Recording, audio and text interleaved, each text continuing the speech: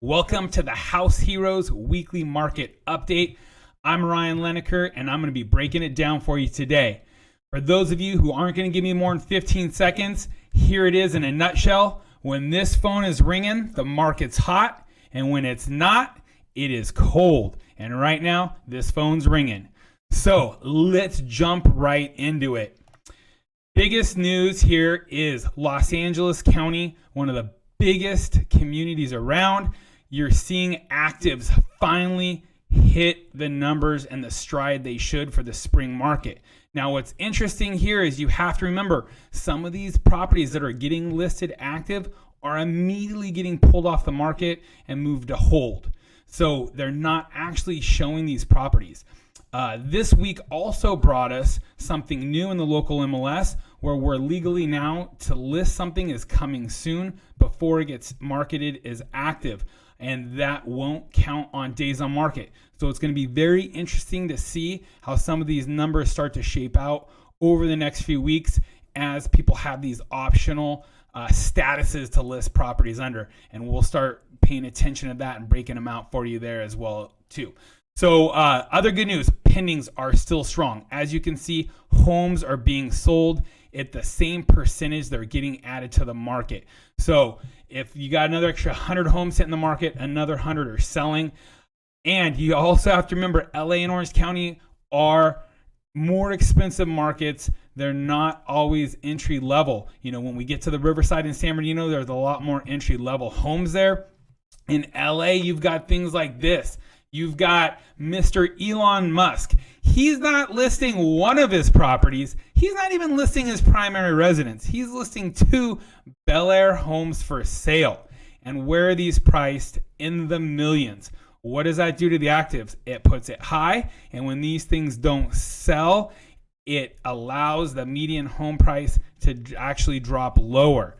So what is selling right now? We keep talking about it. The homes that are selling are the lower entry level and first to move up tier price points. You know, these $40 million homes, they can sit on the market for a couple of years, and that is traditionally what they do. So when we're looking at LA and Orange County numbers, you got to remember that we expect a little bit higher days on market, and we expect the median price to actually drop down a little bit as more entry-level homes sell versus the higher price point homes because of lending. It is very hard to get jumbo financing right now. Most lenders are still not doing it, and therefore those deals are slowing down, and that there's not any real correction or end in sight with a lot of those right now. So the buyers of those homes are putting a lot more cash down and trying to keep those loan limits underneath jumbo, or they've got historic, relationships with large institutional lenders who are going to give them that money. Not so good for the average Joe out there. Orange County, here we go. We've got actives heading up again, which is what we like to see this time of year. And solds are staying strong. And the homes that are going pending, which is going into escrow, are keeping up pace with the actives. We tell people over and over, when we're out there in the trenches showing these homes right now, there are not enough quality homes. It seems like every home on the market has some weird backstory.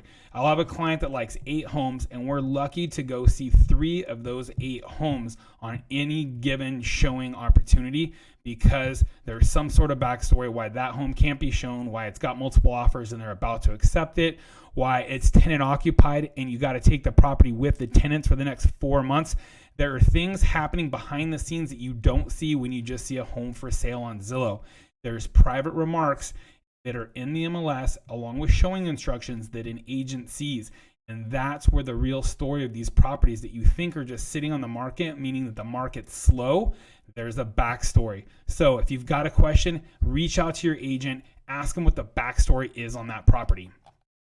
Riverside County, like we've talked about, these are more entry-level, blue-collar homes, and actives have stayed strong, pendings have stayed strong, and solds have stayed steady through the COVID crisis. You see here, this April and May 3rd number, it is indicative of what was happening 30 to 45 days ago, and those properties were selling and they're closing with no snags. That's nice to see. When we get on to San Bernardino, much of the same.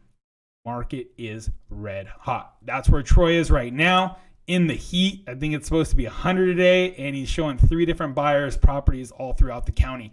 So good luck out there. Hopefully those homes aren't already sold by the time you drive up to them, bud. Let's go through. This is one of the numbers he likes to go through, the holds and withdrawals, as well as canceled. These are properties that when you see 1,000 homes that went active, you have to also look at what got pulled out of that active category for that week. In Los Angeles, for example, there was 1,089 new listings, but 361 were pulled off the market, either went to hold or withdrawn or completely canceled. The seller decided not to sell. So some of these other counties, it's about 50%. You've got about a 70-30 split in LA, and these are important numbers to watch. They are historically high because of COVID, which is one of the things that's limiting the amount of actives that are able to come on the market and for people to be able to actually go out there and put offers in on. Here it is broken down for the week with actives, pendings, and solds. And let's jump through to median price. This is one of the things we've talked about. We expect to see headlines saying the median price drops, number of sales plummet. Absolutely. We expect that to happen, again, because the high-end market is feeling the blow. The entry level and the first 2 move-up tiers have been largely unaffected by COVID to date from what we've seen out in the market. So you've got some of the higher price point markets here. Top red line is Orange County.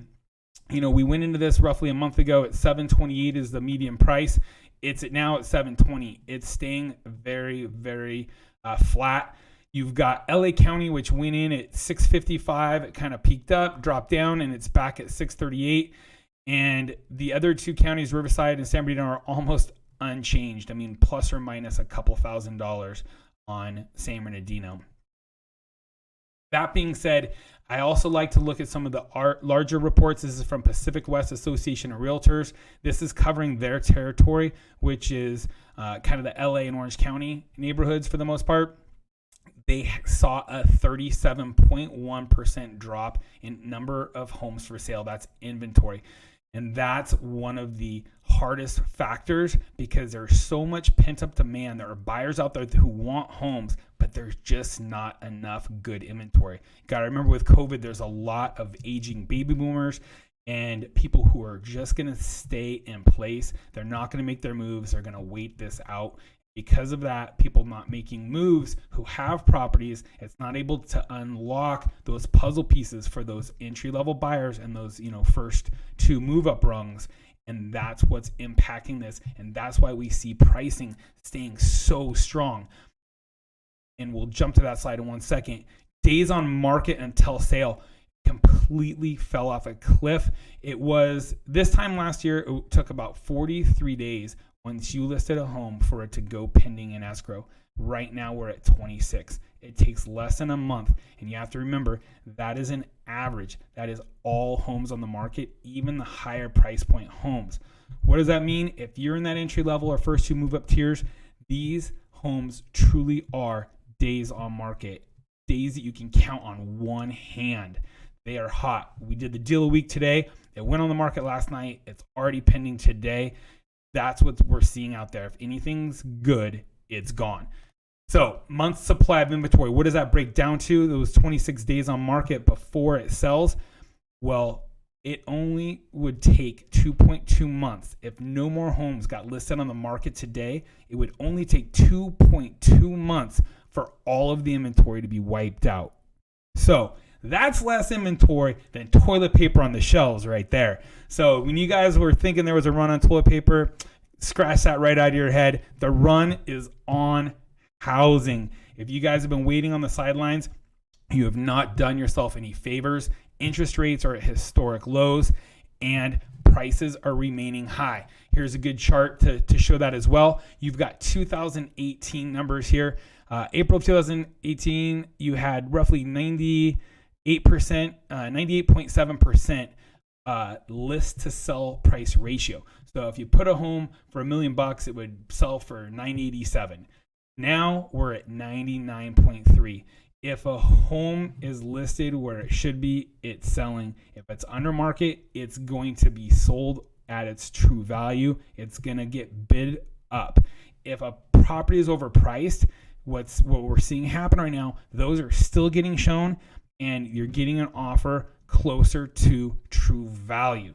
So for those of you who are those like maybe 1%ers out there who are blowing up the phone going, hey, I just saw this home come to market, and can we offer 50 grand less? Nope, it is not happening. Go ahead, reread this chart. I'll be more than happy to send it to you if you want to message me. This is what's really happening out there. If a home is priced right, it is selling at what it should be selling for, if not more. So no screaming deals with people bailing on housing right now. And this leads us to our next slide. iBuyers have just announced that they're going to be resuming their home buying. They're out there. These are the big bad wolves of real estate, and they're back and they're ready to eat up all of your equity. You guys, the market's hot. We're showing it to you here. If you were a home owner and you're looking to sell your home, do yourself a favor. Hire an agent to sell it for you to net you the most value out of that home. Do not turn to an iBuyer who's going to give you pennies on the dollar. They're back out there. The first turn or hint that the market might have taken a hit, they ran for the hills. They tucked their tail between their legs and they ran. And they are now back because they see what we've been saying now for the last month and a half, that our phone's ringing, that buyers are out there and they want housing. So what are they going to do? They're going to come out there. They're going to try and scoop up any equity they can get. So if you know somebody who's thinking about selling their house and they're talking to an iBuyer, definitely have them talk to an agent. Make sure that equity stays with them and stays in the local community. Again, these are the slides we like to kind of throw in. I'll run through them pretty quick here. For those of you who have not watched our last couple of weeks, remember 53.8% of all homes in America at least have 50% equity. As we're starting to get back to work and we're seeing states and cities reopen, there's always this concern that there might be, the next wave of infections and stuff coming through. You have to remember, no matter what, that there's not as much panic selling now as there was in 2008 because people have more equity. If there's a slow drop in equity, they're not going to be panic selling. And 37% of all homes are owned free and clear. That is absolutely mind-blowing. I still can't wrap my head around the fact that 37% of all homes have no mortgage on it. So that's huge. And $177,000 is the average equity of mortgaged homes. We like to talk about this when we're talking about first-time home buyers as well. If you're renting a home, your net worth on average is way less than a homeowner. And this is why, because of equity. You're building equity over time through capital appreciation of the asset, as well as you're paying down that mortgage. And you have the actual tangible asset underneath that you're now paying off. So this is one big reason why it's important to, become a homeowner. And here's just another slide that breaks it down and reminds everybody out there, whose market is it anyways? It's the seller's market. They get to dictate. They're calling the shots, and this is why we've got 2.2 months of inventory. We're way down here now. This chart is already off because this is a National Association of Realtors chart, and we're in California, and we're down here, people. Way down here at 2.2. I just showed you our local numbers. That's one of the points we like to drive home as well. When you're looking at, when you're taking in this media, when you're on social media, when you're looking to the mainstream news outlets, you got to pick apart what real estate are they talking about? Are they talking about all real estate nationwide? Is commercial lumped in with that? Are ailing and failing malls, are they lumped in with the real estate that they're talking about is taking a hit? Because if they're talking about residential real estate in Southern California, it is not cold. That market is red hot. It's still a seller's market. Stuff didn't even cease getting done through coronavirus. Agents were showing, deals were selling, and the smart buyers out there who were absolutely motivated, they bought homes. So in the news, I'm going to run through these kind of quick as well. Again, the mainstream media is starting to catch up to what we've been saying now for the last 6 weeks. Coronavirus market impact, sellers waiting out the crisis, new listings dip. Yes, we have a shortage of inventory and it's just getting worse. And when you have more supply than demand, prices tend to go up. Americans are buying homes again, mortgage data shows.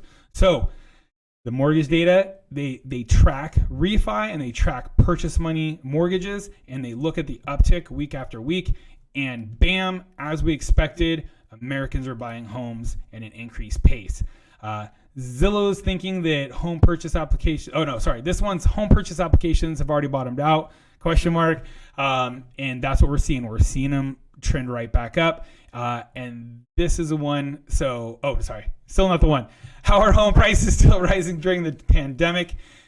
And this is why: supply and demand. We just keep beating that dead horse, but that's why. And there you go. Zillow economist says housing market bottom is pretty much now. That's why you see these nasty wolves, the iBuyers rolling back in force. Opendoor, OfferPad, Zillow, Redfin. They are all coming out to take a bite out of your equity. Thank you guys for joining us. I know you've got a lot, on your mind and things that you're planning on doing now that your shelter-in-place restrictions are being lifted.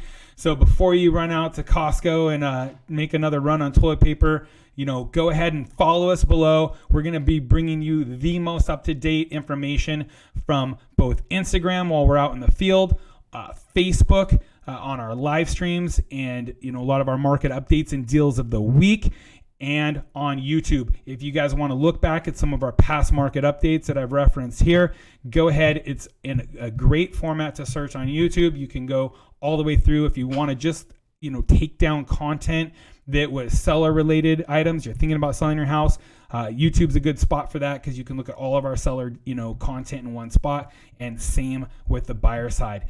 Other than that, definitely follow us on all three: Instagram, Facebook, and YouTube. Thank you guys for joining us. If you guys have any questions, please message us below. We love answering questions. We are real estate geeks. So sorry if we're long-winded sometime, because we could go on probably twice as long on this stuff. It's what we enjoy doing. So thank you guys for joining us here, and talk to you soon. 3 o'clock.